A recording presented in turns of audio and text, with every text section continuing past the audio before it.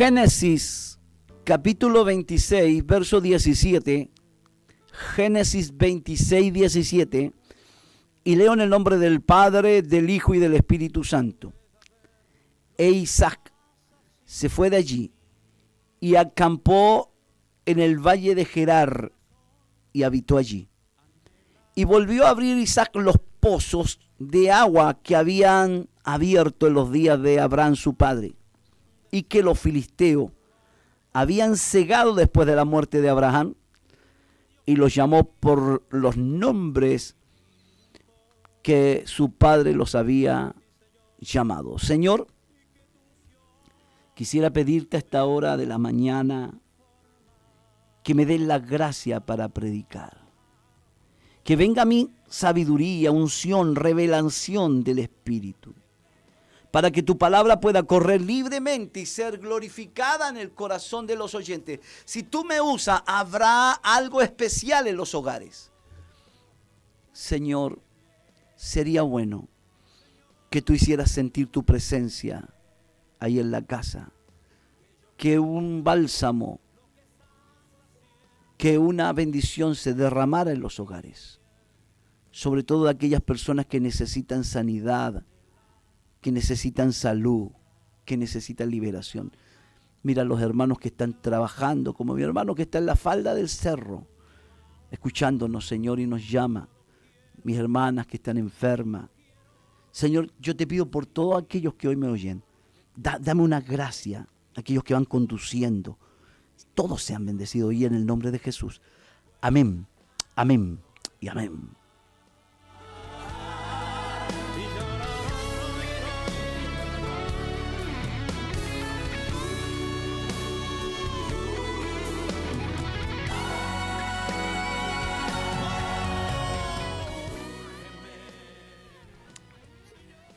La Biblia dice que Dios bendijo mucho a Isaac en la tierra de Gerar. Y fue tanta la bendición que cosechó ese año al 100 por 1. Cosechar al 100 por 1 significa bendición abundante. No es matemática, no tiene que ver con matemática. La cosecha del 100 por 1 es una multiplicación extraordinaria de una semilla. Por ejemplo, se dice que un manzano en un año puede dar 700 manzanas. Imagínense, un solo árbol, una sola semilla puede dar 700 manzanas en una buena cosecha. O sea, la cosecha del 100 por 1 es algo extraordinario y es lo que Dios también de alguna manera quiere para sus hijos. Dios quiere que la tierra nos produzca. Dios quiere que nos vaya bien. Aunque van a haber momentos en que vamos a ser procesados, no quiere decir que vamos a vivir siempre en el proceso. Habrá momentos en que Dios nos va a entregar la tan ansiada cosecha de nuestra siembra.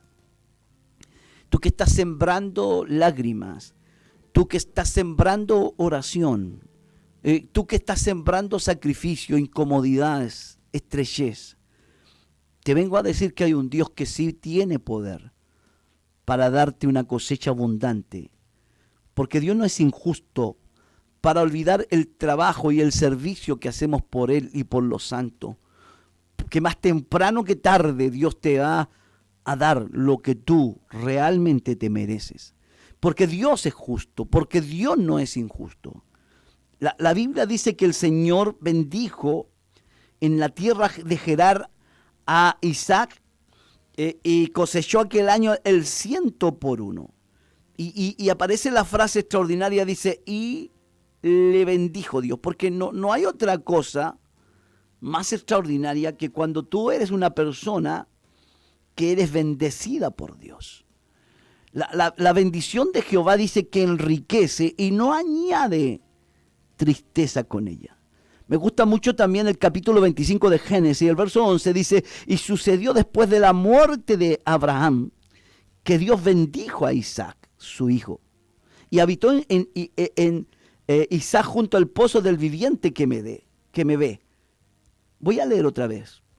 Y sucedió después de la muerte de Abraham que Dios bendijo a Isaac su hijo. Y habitó Isaac junto al pozo del viviente que me ve. Y aquí vemos algo extraordinario. Muere Abraham, pero el Dios de Abraham sigue con Isaac. Eso es maravilloso. Cuando tú eres padre, a veces tú piensas y dices, ¿qué va a pasar con mis hijos? Pero aquí vemos claramente qué sucede con los hijos de aquellos que le han creído a Dios. Murió Abraham, dice, y sucedió después de la muerte de Abraham que Dios bendijo a Isaac. O sea, Isaac era un hombre bendito. Entonces, por eso es que Dios le dio una cosecha al 100 por 1. Y dice la Biblia que el varón se enriqueció y fue prosperado y se engrandeció hasta hacerse muy poderoso. Estaba orando en la mañana y pidiéndole a Dios que bendijera a los hermanos. Yo oro por la iglesia y hay una instancia que oramos todos los días cada 7 de la mañana, en que oramos el Padre Nuestro y oramos por el pan nuestro de cada día. Y cuando yo oro por el pan nuestro de cada día, oro por comida, por provisión. Ahí oro por todo, oro por bendición a los hermanos, a los que tienen una mini empresa, a los que trabajan en las ferias libres, a los que trabajan en la construcción, a los que tienen un emprendimiento. Y oro por los hermanos, a los que no les está yendo bien, para que se reactive su economía, para que Dios les dé cliente. Oro por la iglesia, porque quiero que Dios bendiga a la iglesia. Y me pasó algo que hoy día mientras oraba, oré algo que no había orado en otros momentos. Que Dios exaltara a sus hijos y los pusiera en lugares de privilegio. Que Dios los exaltara, escúchame bien, y los pusiera en lugares de privilegio. A veces nosotros los evangélicos le tenemos miedo a los lugares de privilegio. Llegar a ser un empresario exitoso, un jefe, un gerente en la empresa, o llegar a trabajar a nivel de gobierno en un lugar reconocido. No sé por qué a veces pensamos que si llegásemos ahí nosotros nos vamos a desviar. Nuestro corazón se va a engañar. Es como de plano decir nosotros somos muy malos. Seguro que nos olvidamos de Dios. Cuando la Biblia dice que si tú eres fiel en lo poco, Dios te va a colocar en lo mucho. Bien hecho, buen siervo y fiel. Si en lo poco fuiste fiel, en lo mucho Dios te va a colocar. Y hay gente que me está escuchando que ha sido fiel en lo poco. Y cuando tú eres fiel en lo poco, estás preparado para ser fiel en lo mucho. Porque esa es la medida. Yo soy fiel en lo poco, voy a ser fiel en lo mucho. Yo soy infiel en lo poco, en lo mucho también voy a ser infiel.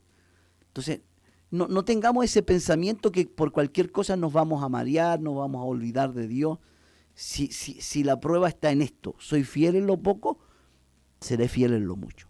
Ahora, ¿cuándo tengo que tener miedo? Si yo soy infiel en lo poco, no tengo ni moral ni derecho para decirle, Señor, ponme en lo mucho, porque yo no he sido fiel en lo poco.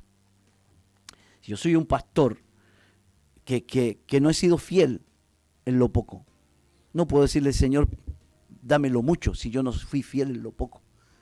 Entonces, Dios quiere exaltarnos. Dios quiere levantarnos y quiere que la iglesia sea, escúcheme bien, sea exaltada más que el mundo. Y me viene a la memoria, por allá por el año 85, me recuerdo, si no fue 85, fue 84, vino acá a Chile el gran evangelista en aquellos años, que era un impacto mundial, el hermano Jimmy Swaggart. Y cuando llegó, traía un avión con todo lo que era el sonido.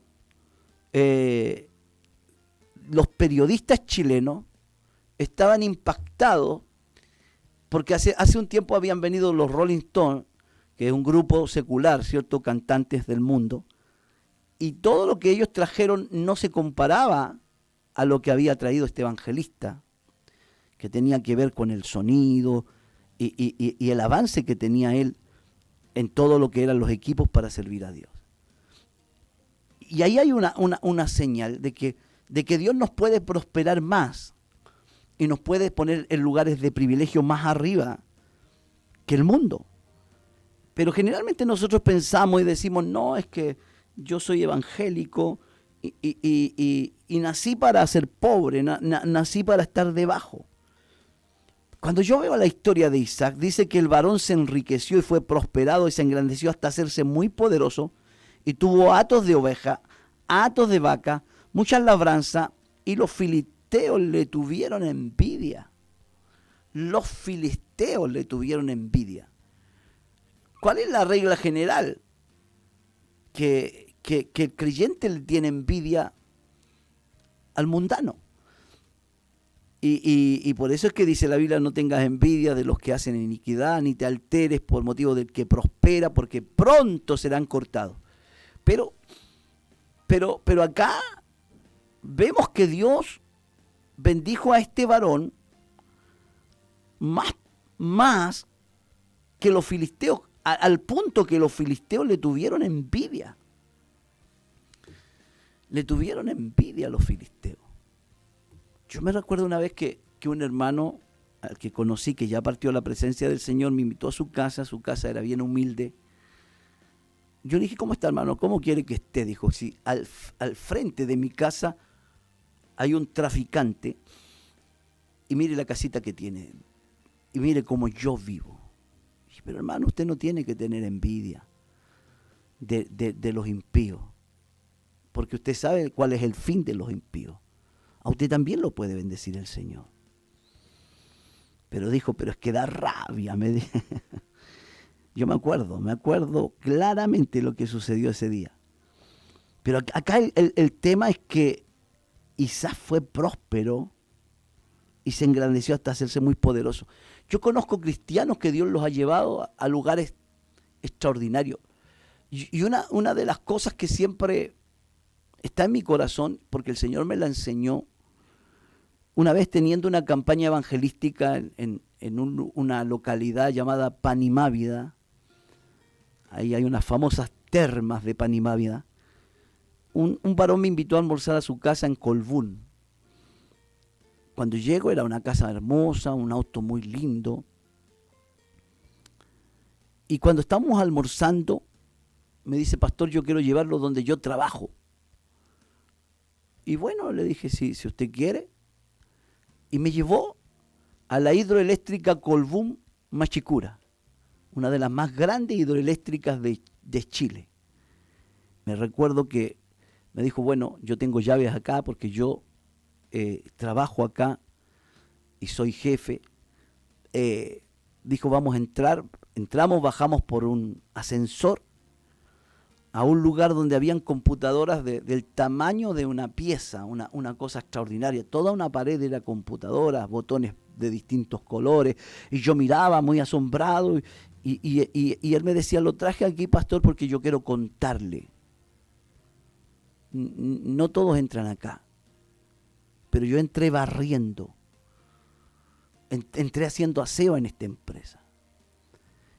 Y había un solo operador que operaba estas computadoras. Y era muy orgulloso. Y yo era el que hacía el aseo acá. Hasta que un día sucedió algo inesperado, faltó ese hombre. Y no había otro. Porque así es la gente que sabe, generalmente quieren ser único, exclusivo, y es muy difícil que enseñen a otro. Es como cuando el músico, cierto, me contaba hace poco un varón que en la iglesia había un hombre muy talentoso, pero no quería enseñarle a otro a tocar la guitarra. Entonces es lo mismo en los trabajos. A veces la gente no quiere que otros sepan lo que ellos saben por temor a perder el trabajo. y a veces también un poco de engreimiento. Y este hermano me decía, pastor, yo llegué acá barriendo y un día faltó y ya estaba toda la empresa parada. Y le pedí permiso a un jefe, le dije, yo puedo, pero si tú, sí, yo puedo, le dijo. Había sido un hombre muy observador, atento. Cuando se dan cuenta, le dicen, es que increíble, tú puedes manejar esto. La cosa que al hombre lo mandaron a estudiar y hoy él estaba ocupando un cargo importantísimo en la empresa. Un hombre pobre, un hombre sin educación, pero con la gracia y la bendición de Dios fue prosperado y Dios lo engrandeció. Y si usted se da cuenta, el caso de Isaac dice que tuvo ovejas, hatos de vacas, mucha labranza, y los filisteos le tuvieron envidia. Y yo sé que muchos de ustedes saben lo que le estoy diciendo, porque hay gente que te tiene envidia cuando ven la bendición de Dios en tu vida, en todo sentido de la palabra. El gran problema es que nosotros hemos separado lo espiritual de lo material. Dios no lo separa. Tú eres un ser integral, eres espíritu, alma y cuerpo. Dios te hizo de esa manera. Dios te quiere abrir puertas en todas las áreas de tu vida. A mí me llama la atención que una de las cosas que hizo este Isaac, dice la Biblia, que todos los pozos que habían abierto su padre Abraham, los filisteos lo habían cegado, lo habían llenado de tierra. Entonces dice que Abimelech le dijo, apártate de nosotros porque te has hecho mucho más poderoso que nosotros. Vino el rey y le dice a Isaac, apártate, te has hecho mucho más poderoso que nosotros. Nosotros a veces no creemos en ese mucho más, mucho más. O sea que Dios te puede bendecir mucho más, que Dios te puede usar mucho más, que Dios te quiere dar mucho más. Nos cuesta entender eso, pero dice la Biblia que Dios te puede dar mucho más, abundantemente, lo que pedimos y lo que entendemos. Mucho más. Ahí en la casa digan mucho más. Entonces dijo Abimelech a Isaac, apártate de nosotros porque mucho más poderoso que nosotros te has hecho. Es lo que Dios puede hacer contigo. Y cuando se fue de allí, acampó en un lugar, dice en el valle de Gerar, volvió a abrir Isaac los pozos que habían estado cegados después de la muerte de su padre. Él volvió a abrir los pozos. Ahora, los pozos siempre estuvieron ahí. Lo malo es que los filisteos le habían echado tierra, lo habían tapado para que ellos no los vieran. Pero un pozo era una fuente de agua que alimentaba al ganado, que alimentaba a los seres humanos, que alimentaba a los cristianos. Un pozo, tener un pozo era una bendición, pero los filisteos taparon los pozos con agua. Ahora, me llama la atención porque estos pozos los había abierto su papá, Abraham, y volvió a las mismas fuentes que su padre había abierto. Y lo que el Señor me dice a mi corazón que te diga, que hay que volver a las fuentes, que todos estos testimonios que yo te cuento se aplican a ti. Tienes que volver a las fuentes que usaron nuestros padres. ¿Y cuáles fueron las fuentes? La oración, el ayuno, la consagración. Porque los recursos espirituales que sustentaron a todas esas generaciones pasadas son valiosos y son válidos para este tiempo. El problema es que los filisteos taparon los pozos y nosotros tenemos que volver a abrirlos. Pero nos cuesta tanto volver a la oración, volver a esas vigilias de oración, volver a la fidelidad que tuvieron nuestros padres. Se habla mucho de la bendición de los antiguos cristianos y vivimos de recuerdo. Hay gente que dice, no, yo me recuerdo que los viejos pentecostales iban a la vigilia y llevaban una frazada y ahí acostaban la guagua. ¿Y qué sacamos de recordar? Si nosotros no estamos haciendo lo que hacían ellos. Una generación cómoda no puede recibir los beneficios. Si Isaac hubiese sido cómodo, no recibe los beneficios. Porque para cavar un pozo se necesita esfuerzo. Para cavar un pozo significa trabajo. Para cavar un pozo significa abnegación y negación. Las fuentes son las... Hoy día queremos buscar fuentes. Es como siempre digo, los pastores buscan fuentes. ¿Cómo puedo hacer crecer la iglesia? Voy a conseguirme un libro de acá hay un pastor exitoso, tiene que haber un común denominador. No, si las fuentes son oración, consagración, fidelidad, fe. Él volvió a las mismas fuentes que sustentaron a su padre. La iglesia de hoy tiene que volver a la misma fuente. A la misma fuente. El secreto es el mismo. Siempre me recuerdo el testimonio de una hermana de la Iglesia Metodista Pentecostal, la JBC, antiguamente. Siempre decía, voy a llevar, cuando la gallinita tenga su huevito, le voy a llevar la primicia. Y muchas veces cuando ella agarraba ese huevito para llevarlo de primicia, decía, pero qué va, me da vergüenza llegar con este huevo a la iglesia. Hasta que un día se atrevió y llegó con ese huevo. Y fue tanto lo que Dios comenzó a bendecir las gallinitas de esta hermana, que llegó a tener una empresa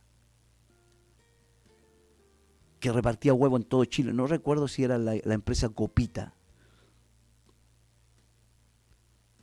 Huevo en todo Chile. O sea, el Dios de ayer que levantó a los creyentes de ayer, los levanta hoy, los prospera hoy, los bendice hoy. El problema es que no queremos volver a las fuentes de ayer. Y las fuentes no han cambiado. No sé si a usted le gusta esta palabra. Las fuentes no han cambiado. Las fuentes siguen siendo las mismas. Hoy me está escuchando gente que tiene que entender que tenemos que abrir los pozos de ayer. El pozo de la fidelidad. El pozo de la fidelidad. Escuché la historia de un varón que ganó unas olimpiadas, hizo la película Carros de Fuego. Y fue muy conocido porque le ofrecieron correr una carrera que iba a poder ganar la medalla de oro en un día domingo. Y él dijo, no, porque el domingo voy a los cultos. El domingo no hago nada, este es el día del Señor. Pero ¿cómo tú puedes ganar esta carrera, vas a ganar la olimpiada, vas a tener... Pero él dijo no.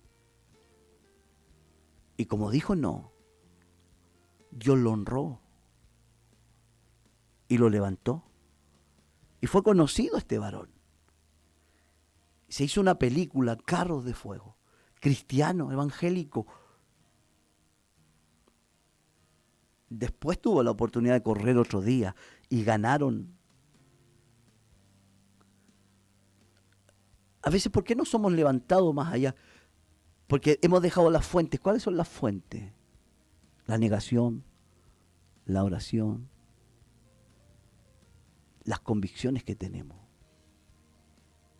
A veces cavamos cisternas rotas Y vamos de tumbo en tumbo, de derrota en derrota, cuando hemos dejado la fuente, la sujeción, la obediencia. Tú no puedes ser bendecido de otra manera, tienes que volverte a las fuentes.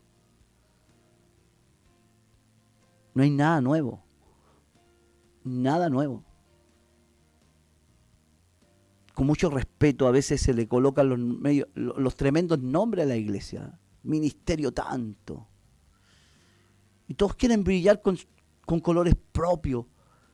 Ministerio tanto, iglesia tanto.